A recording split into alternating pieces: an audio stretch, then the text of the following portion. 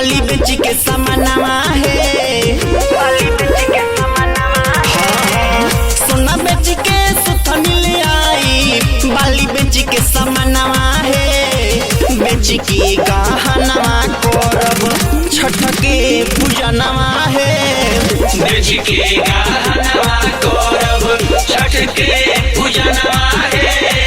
बेच के गहनवा करब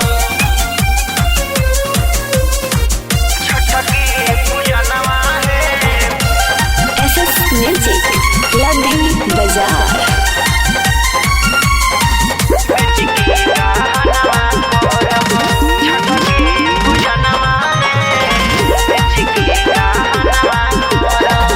माई से कही के मंगाई अपना ला सड़िया, भैया से कही के मंगाई सैला पियरिया। माई से कही के मंगाई अपना ला सड़िया, भैया से कही के मंगाई सैला पियरिया। नैहर से गेहुआ मंगाई भेज के सजनवा है, नैहर से गेहुआ मंगाई भेज के सजनवा है। बेच के गहनवा करब छठ के पूजनवा है, बेच के गहनवा करब छठ के पूजनवा है। बेच के गहनवा करब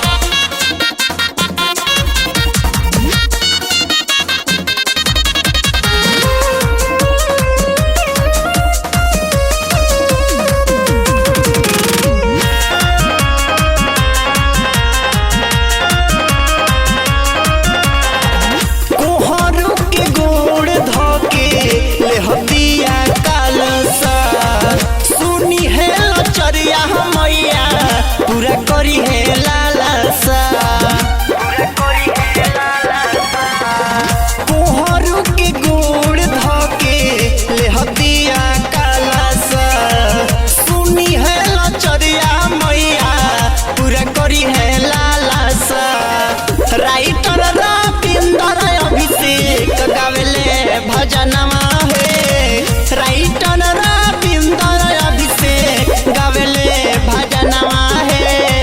बेच के गहनवा करब छठ के पूजनवा है, बेच के गहनवा करब छठ के पूजनवा है।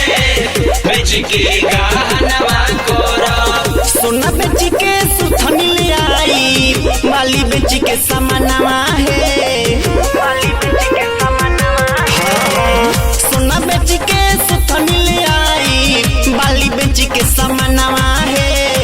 बेच के गहनवा करब छठ के पूजनवा है, बेच के गहनवा करब छठ के पूजनवा है।